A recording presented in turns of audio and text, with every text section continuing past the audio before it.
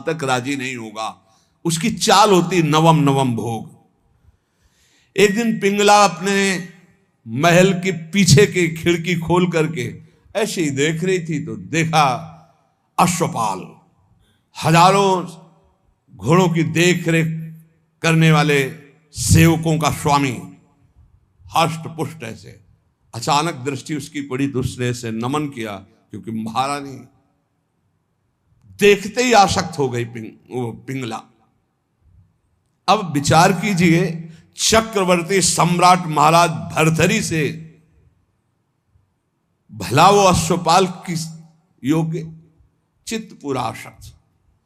अब मिलन शुरू हो गया और राज काज विक्रमादित्य को दे दिया था। विक्रमादित्य बहुत प्रवीण थे। उन्होंने कहा कि शास्त्र प्रमाणित किसी का भी मन कभी भी कहीं भी विचलित हो सकता है, इसलिए मेरे भाई इस समय सुध में नहीं है, इसलिए गुप्तचर रूप से दास दासियां हर समय तैनात कि कहीं हमारे महाराज को किसी भी तरह की हानि ना हो जाए। सूचना मिली कि हानि प्रारंभ हो चुकी है। एक अश्वपाल एकांत में महारानी से मिलता है। महाराज दिन में शयन करते हैं, उस समय वो मिलती है। पूरी बात पक्की जब देख ली तब भर्तरी जी को सूचना दी कि महाराज विक्रमादित्य आपसे मिलना चाहते हैं। बहुत प्रवीण थी पिंगला, तुरंत समझ गई। हमें लगता है हमारी बात उन तक पहुंच गई। उनका महाराज, मैं आपके भाई की एक बात कहना चाहती हूं कि उनकी दृष्टि हमारे ऊपर बहुत गलत है। उनका महल से तो निकलती नहीं, गलत कैसे हो गई? तो उनका खिड़की पे खड़ी थी, वो घोड़ों की देख रेख करने वाले अश्वपाल के पास गए थे, वहां से मुझे देखा तो फिर मुझे बुलाया, मैं उनसे गए, उनके पास गई। उनका इरादा ठीक नहीं था, इसलिए हमने कुछ कड़वे वचन कहे, क्षमा करें आपके भाई हैं लेकिन उनकी आदत बहुत खराब है। तो उनका ऐसा विक्रमादित्य कर सकता है? जान न जाए, ये भगवान की माया विचित्र है। विक्रमादित्य है, बोले भ्राताश्री आपके साथ छल हो रहा है। बोले हाँ मुझे पता है छल हो रहा है, तुम्हारे जैसा नीच भाई होगा तो छल क्यों? यही बताने आए हो ना कि पिंगला आचरणहीन है। भाई आपको पता है? बोले पता है हमें कि तू आचरणहीन है। मेरा आदेश है कि ऐसे भाई को नगर से निष्कासित कर दिया जाए, कभी हमारे नगर में मुंह मत दिखाना। इतने आसक्त थे पिंगला पे भर्तरी जी महाराज।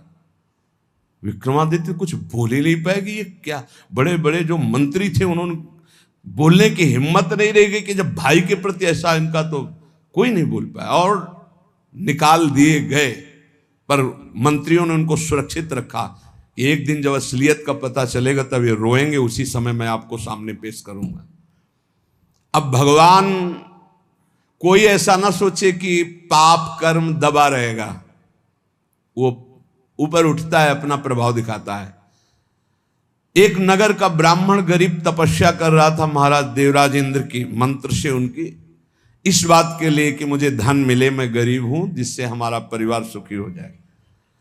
बहुत तप किया तो देवराज इंद्र प्रकट हुए, कहा ये अमर फल लीजिए, और अंतर ध्यान हो गए। वो बात करे करे तेरे अंतर ध्यान, तो उनका अमर फल लेके क्या करूं? वैसे दरिद्र गरीब ब्राह्मण हो, अमर होकर के क्या करूंगा? तब विचार आया कि अगर ये अमल फल महाराज भर्तरी को पवा दे तो धर्मात्मा वीर राजा वो अमर रहेगा, हमारे देश की सुरक्षा होगी और मुझे धन मिल जाएगा। ये अच्छा लगा। वो गए, महाराज की जय जयकार। पहले राजाओं के दरबार में या महल में ब्राह्मणों के लिए, ऋषियों के लिए, महात्माओं के लिए निषेध नहीं था। उनके लिए नहीं था कि हम आज्ञा लेकर आए। अंदर प्रवेश किए, नजदीक दासी ने कहा कि कोई विप्र देवता पधारे। उठकर प्रणाम किया, कैसे आगमन हुआ, आज्ञा कीजिए। उनका प्रभु मुझे ये तपस्या के द्वारा अमर फल मिला है और ये मैं आपको पवाना चाहता हूँ, इसके बदले में धन चाहता हूँ। आदेश कर दिया जितना इनको धन चाहिए दे दिया जाए। अमर फल लिया और विचार किया मैं खा के क्या करूंगा अमर होके, क्योंकि मेरी आसक्ति तो पिंगला पे है। पिंगला से कहा तुम अमर फल खा लो, जब तक मैं जीवित रहूंगा तब तक तुम्हें देखता रहूंगा। पिंगला ने कहा ऐसे थोड़ी अमर फल खाया जाता है, स्नान करके मंत्रानुष्ठान करके लाओ हमें। तो उनका नहीं, पालो मेरे सामने। बोले तो इतना विश्वास नहीं है। अब बस प्यार में तो दम होती है, नहीं विश्वास पक्का है तो भाई आप निश्चिंत रहिए। पिंगला ने सोचा मैं क्या करूंगी खा के, मेरा दोस्त अगर पालेगा अश्वपाल वो बढ़िया। एकांत में मिली अश्वपाल को, क्योंकि कांटा विक्रमादित्य थे, वो तो नगर निष्कासित हो गया, बिल्कुल स्वतंत्रता थी। महाराज इस रास्ते से बेशुद्ध थे। अश्वपाल ने उस अमर फल को लिया तो उसने विचार किया कि मैं क्या करूंगा। और महाराज की नृत्यांगना ऐसी सुंदर थी जिससे आसक्ति थी। मिला और कहा देखो ये अमर फल मुझे मिला है, आप पालोगी तो जब तक मैं जीवित रहूंगा आपको देखता रहूंगा, मिलता रहूंगा। ठीक है। नृत्यांगना ने सोचा जिसके दरबार की मैं नृत्यांगना हूं, अगर वो महाराज अमर रहेंगे तो हमारा जीवन सार्थक रहेगा और महाराज मुझे बहुत सम्मान देंगे जब मैं अमर फल दे दूंगी। उसने प्रार्थना करवाई कि आपके दरबार की नृत्यांगना मिलना चाहती है आपसे। बुला लिया, कहा महाराज ये अमर फल। महाराज ने कहा तुझे अमर फल कहां से मिला, ये अमर फल सत्य बोल तुझे कहां से मिला। महाराज मुझे तो अश्वपाल ने दिया, मेरा वो दोस्त है, मेरा मित्र है उसने। और उस समय पिंगला वहां नहीं थी। तुरंत अमर फल लिया और बोले तुम्हें जो संपत्ति चाहिए हम देंगे, कल हम दरबार में आते हैं। दरबार में गए, सब सभा एकत्र, वर्षों के बाद आज दरबार में आए थे। तब उन्होंने कहा बुलाया जाए जिसको अश्व पर जो घोड़ों की सेवा में आया, सत्य बोला तो तुझे माफ कर देंगे। बोल इस फल को पहचानता है? हाँ सर, यह अमर फल है, तुझे कैसे मिला? सत्य बोलना, अगर झूठ बोला तो उनका अगर हमारे प्राण माफ किए जाएं तो बिल्कुल सभा में कहता हूं कोई दंड नहीं मिलेगा। उनका महारानी पिंगला ने दिया है। ठीक है, जाओ बुलाओ पिंगला। अब वो तो सज धज के आ रही थी कि आज दरबार में पार्श्व में विराजमान होंगी सिंहासन, गए कटघरे में खड़ी हो करो और तलवार निकाला और कहा देखो मेरे देश के विप्र ने तपस्या की थी, अमर फल दिया था, इनको पवाया था, ये अमर है और मैं काटूंगा, ये मरेगी नहीं। ये अरे महाराज क्यों, क्या तुझे अमर फल पर विश्वास नहीं? सर झुका दे, कहां है वो अमर फल? सत्य बोल तो तुझे माफ करो। बोले अश्वपाल को दिया था। क्या मेरे से श्रेष्ठ है अश्वपाल? मैं चक्रवर्ती सम्राट भर्तरी तेरे योग्य नहीं रहा? धिक्कार है ऐसी बात। तभी कह रहे यदा किंचित व्योहम द्विपयु मदांधा संभवम। मैं मदांध हो गया था, अपने को ज्ञानी समझता था, अपने को बलवान समझता था, अपने को राजा समझता। उसी समय भर्तरी जिनका धिक्कार है। मैं चक्रवर्ती सम्राट, मुझसे पिंगला तृप्त नहीं, पिंगला से अश्वपाल तृप्त नहीं, अश्वपाल वैश्या से प्रेम करता। धिक्कार है, कहां प्यार है, कहां अपनापन है। और मुकुट उतार के रखा और कहा कि आज अगर विक्रमादित्य होते तो मुझे ये चिंता नहीं होती कि मेरे राज्य का क्या होगा। तब मंत्रियों ने कहा आप महाराज निश्चिंत रहें, व्यवस्था पूरी, विक्रमादित्य सुरक्षित है।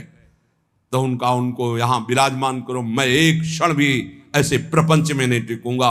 महावैराग्यवान होकर भर्तरी जी के श्लोक बैरागियों के अमृत है। वो कह रहे हैं कि मैं बिल्कुल अज्ञानी था, मदोन्मत मदांध था। उस समय मेरा मन यही सोच रहा था कि मुझे बहुत ज्ञान है, मैं बहुत प्रवीण हूं।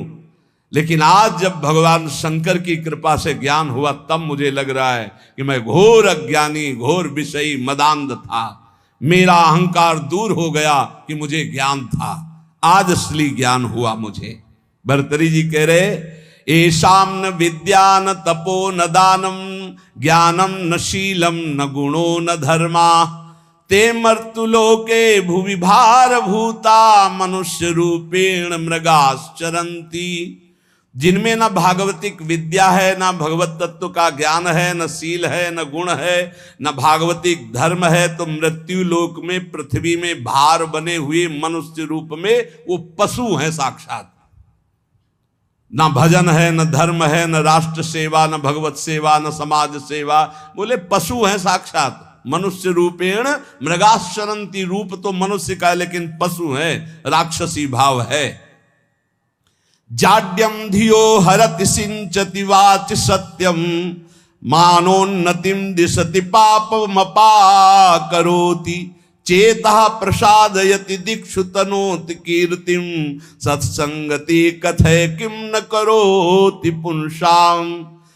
यदि संत पुरुषों का संग मिल जाए तो किसका नहीं उपकार हो जाएगा, अर्थात किसका नहीं मंगल हो जाएगा, अर्थात सबका हो जाएगा। क्योंकि संत पुरुषों के संग से बुद्धि की मूर्खता का अपहरण होता है, जड़ता का अपहरण होता है। सत्संग से वाणी में सत्य का संचार होता है। सत्संग से सबको सम्मान देना आता है।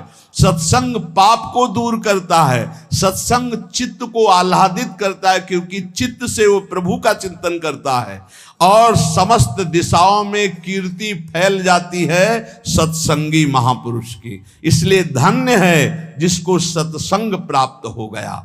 भोगा न भुक्ता वयमेव भुक्तास, तपो न तप्तम वयमेव तप्ताः, कालो न यातो वयमेव यातास, तृष्णा न जीर्णा वयमेव जीर्णा।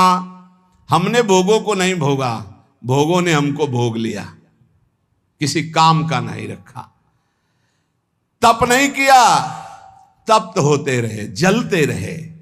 काल व्यतीत नहीं हुआ, हमारा जीवन व्यतीत हो गया। तृष्णा नहीं मरी, हम जीर्ण हो गए, वही भोग वासना। इसलिए भक्तिर्भवे मरण जन्म भयम हृदिस्थम, स्नेहो न बंधुस न मन्मथला विकारा, संसर्ग दोष रहिता विजना वनांता, वैराग्य मस्तिकिमतः परमर्थ नियम। सबके आदि कारण भगवान का भजन करो, मान लो मेरी बात, वही तुम्हारे हृदय से जन्म मृत्यु का चक्र मिटा देंगे। यहां कोई तुमसे प्यार नहीं करता, भर्तृहरि जी कह रहे, उनका अनुभव। ना कोई तुम्हारा यहाँ भाई है, न बंधु है, न कुटुंबी है, न पत्नी है, न पुत्र है। केवल माया ममता का विकार रचकर तुम्हें भगवत प्राप्ति से विमुख करने का नाटक कर रही है। हृदय में एक काम विकार का अभाव कर दो, कुछ नहीं है इसमें, केवल माया नाटक के द्वारा समय नष्ट कर रही है। कामिनी के कमनी कलेवर को देखकर जिसका मन आसक्त हो गया वो क्या करेगा। ये संसारिक लोग केवल शरीर संसर्ग जनित सुख में ही अपने जीवन को नष्ट कर देते हैं, वो परमात्म सुख को नहीं जानते। ये शरीर कोई अपना थोड़ी है, इसमें कोई सुख है। बहुत विचित्र है, प्रवचन कर लेना सरल है, सुन लेना सरल है, आसक्ति हटाना कठिन है। शरीर अविद्या है, केवल अविद्या। ये जो आप देख रहे हो, अविद्या का भोग ही एक लक्ष्य बना हुआ शरीरधारियों में। परम विद्या भगवान के आनंद की हमारे अंदर मांग है, इसलिए हर भोग के बाद हमें घृणा हो जाती कि यार शायद इसमें सुख नहीं, शायद इसमें सुख हो, इसमें सुख नहीं। पूरा जन्म जन्मांतर व्यतीत होते गए, आज तक नहीं वो मिला सुख, क्योंकि हमारे अंदर जो मांग है वो परमात्म सुख है। परमात्म सुख प्राप्त करने के लिए मानव जन्म मिला है। इसीलिए श्री भर्तृहरि जी कह रहे हैं, अगर सुख है तो राग रहित होकर वैराग्य में सुख है। जब तक शरीर स्वस्थ है तब तक भगवत प्राप्ति का उपाय कर लो, नहीं धोखा हो जाएगा। यावत् स्वस्थमिदं कलेवर गृहम, यावच्च दूरे जरा, यावच्चेन्द्रिय शक्तिर प्रतिहता, यावच्छयो नायुषः, आत्मश्रेयसि तावदेव विदुषा कार्यः प्रयत्नो महान, प्रोद्दीप्ते भवने च कूप खननम प्रत्युद्यमः कीदृशः। भर्तृहरि जी महाराज कह रहे, जब तक तुम्हारा शरीर जवान है, स्वस्थ है, आप भजन कर लो। बुढ़ापा में भजन नहीं कर पाओगे, बुढ़ापे में भजन नहीं होता, प्रपंच होता है। प्रपंच जीवन भर प्रपंच किया है तो बुढ़ापे में प्रपंच ही। बूढ़े तोता को कुछ नई चीज नहीं सिखा सकते। एक लाया गया था तोता, तो जैसे को राधा, तो राधा नहीं बोलेगा, उसको जो सिखाया गया था वो बूढ़ा तोता उतना ही बोलता था बस। जैसे मिट्ठू तो कहेगा मिट्ठू, राधा नहीं बोलेगा, क्योंकि सिखाया नहीं गया ना। ये प्रपंच सीखे हुए हैं मन बुद्धि पूरे जीवन, अब उनको बुढ़ापा में कहो राधा, तो बुढ़ापा में राधा थोड़ी बोलेंगे। देख लो जब बूढ़े बैठे हो, देखना ये बात अच्छे से समझ लो। बूढ़ा तो होता राम राम नहीं रटता, राधा राधा नहीं रटता, तो कह रहे जब बुढ़ापा आ जाएगा तो भजन नहीं होगा। जवानी में भजन नहीं करोगे तो बुढ़ापा भजन नहीं होगा। ए सुन लो, जो जीवन में भजन किए बुढ़ापा में भी भजन करेंगे, जो जवानी में भजन नहीं किए बुढ़ापा में नहीं कर पाएंगे। पक्का समझ लो, पक्का नहीं कर पाएंगे। बातें चाहे जितनी बना ले, भजन की पद्धति जवानी में सीखी जाती है, बचपन से। ये बहुत बढ़िया कृपा हो गई, आप लोग सब नौजवान भजन में लगे हो। अगर इस समय अपनी निरंतर भजनाकार वृत्ति कर ले ना, तो जैसे आगे चल करके भजन करना थोड़ी पड़ता है, नहीं, वो चलता रहता है। बड़ा आनंद, क्षण क्षण रुदन करन, ऐसा आनंद प्रकट होता। मान लो जो आनंद की खोज कर रहे हो कहीं नहीं, सिर्फ भजन में मान लीजिए, प्रार्थना मान लीजिए, सब सुख आपको घेर लेंगे। क्योंकि माधव की चेरी माया है, और आप माधव का भजन करते हो तो माया आपकी सेवा में हो जाएगी, और माया की तरफ माधव को छोड़कर चलोगे फिर नहीं चल पाओगे। पक्का समझ लीजिए, अगर हरि को छोड़कर तुम माया को भजना शुरू कर दोगे तो कुछ छात नहीं लगेगा। हरि को पकड़ लोगे तो, पर हरि को कोई नहीं पकड़ रहा चाह। पक्का बहुत बड़ी माया के प्रभाव, प्रलोभन प्रवृत्ति है, हरि को एक क्षण में छोड़ देगी। एक बार नारायण भगवान ने कहा लक्ष्मी जी से कि देखो प्रभाव तो हमारे ही जोर का है। तो लक्ष्मी जी ने कहा वैसे हम आपके ही प्रभाव से प्रभावित है, लेकिन दुनिया में हमारा ही प्रभाव है। बोले हमारा तो विश्वंभर नाम है, पूरे विश्व का भरण पोषण तो मैं करता हूं। विनोद हो रहा था लक्ष्मी नारायण जी का। तो लक्ष्मी जी ने कहा जहां चाहो तहां तुम अपना प्रभाव दिखा के देखो, फिर हम अपना प्रभाव दिखा के अगर आपको हटा न दे तो बताना। भगवान ने कहा हटा तो तुम नहीं सकती। तो लक्ष्मी जी ने कहा धक्का लगवा के हटा देगी। बोले चलो अब हम तय करते हैं। तो एक ध्यान में देखा, एक बहुत संतों की सेवा करने वाला भगत, उसके यहां सन्यासी बन के भगवान गए। देवी देखा, साष्टांग दंडवत किया, चरणामृत उतारा, तखत पे आसन लगाया, बैठा रहा। महाराज बस कुछ क्षण रुको, अभी भिक्षा बन रही थी। भिक्षा इतने खांसती हुई एक लकड़ी ली हुई बूढ़ी का रूप रख के लक्ष्मी जी गए। बच्चा कुछ भोजन मिलेगा? हाँ माता जी, स्वामी जी बैठे, अभी भोजन बन रहा है, बस स्वामी जी को पवाया आपको। भगवान नारायण मुस्कुराए, माता जी को जमीन में बैठाला गया, स्वामी जी तखत। मुस्कुराए ला भगवान की, देखा ना आदर तो हमारा ही हो रहा है। लक्ष्मी जी का चुप रहो अभी थोड़ी देर। आए तो स्वामी जी अपन नारियल का खप्पर, लक्ष्मी जी ने कहा बच्चा हम बर्तन अपने पास रखती, झोली बढ़िया रत्न जटित, सोने की थाल, सोने की कटोरियां, ऐसे चांदी। भगत ने सोचा मैया ऊपर ऐसे देखने में बूढ़ी बाढ़ी लगती है तो कितना कीमती सामान है, पर भाई हो सकता है बड़े घरों की हो, अपना ऐसे परोसा सब। अब स्वामी जी की तरफ तो दृष्टि, माता जी लाओ माता जी बर्तन धो के हम आपको दे दें। बोले नहीं बेटा, एक बार जिस बर्तन में पाते हम दोबारा उसमें पाते नहीं, और ये तुम ही रख लो। अरे बोले माता जी बड़ी कृपा, पर बोले बेटा आज रात रुक। अब माता जी जिंदगी भर रुको, आपका घर है। पर बोले जहां सन्यासी रुकते हैं वहां में, ए स्वामी जी आप चलो। बोले नहीं बेटा रात तो रुक ले। बोले नहीं, देखो स्वामी जी मतलब समझ जाओ आप बस हो गई हमारी श्रद्धा। लक्ष्मी जी मुस्कुरा के प्रभु इशारे से और आगे बढ़े, इशारा कर देंगे तो धक्का मार के निकाल देगा आपको। तो बोले नारायण नारायण, अच्छा भाई चलते हैं हम। और जो ही गए सो लक्ष्मी जी गायब। भला नारायण के मिला लक्ष्मी जी, लक्ष्मी जी का स्वयं का वाहन उल्लू है, उल्लू बना दिया उसको। ना वो बर्तन रह गए और ना वो बुढ़िया रह गई। समझ लो नारायण को भी धक्का लगवा दे ऐसी माया है। भर्तरी जी कह रहे जब तक शरीर स्वस्थ है, यावत स्वस्थ मिदम कलेवरम यावच्च दूरे जरा, तुम्हारा बुढ़ापा दूर है तभी तक तुम भजन कर लो। कहीं ऐसा ना हो कि आग लगने पर कुआं खोदना मूर्खता जैसे कही जाती है, ऐसे काल भगवान तुम्हारा सर्वस्व नाश कर दें और तुम भगवान का भजन नहीं कर पाए तो तुम्हारा जीवन व्यर्थ चला जाएगा। इसलिए सब ये सत्संग जो सुनाया जा रहा है उसका सार है, कोई तुम्हें प्यार नहीं करता, यहाँ कोई तुम्हारा नहीं, एकमात्र श्री भगवान का आश्रय लेकर सबकी सेवा करो। जो तुम्हें कर्तव्य कर्म मिला, तुम किसी के पति हो, किसी के पुत्र हो, किसी के परिवार के कोई सदस्य हो, अपने धर्म का पालन करो, सब में भगवत भाव करो, नाम जप करो, इसी से भगवत प्राप्ति हो जाएगी।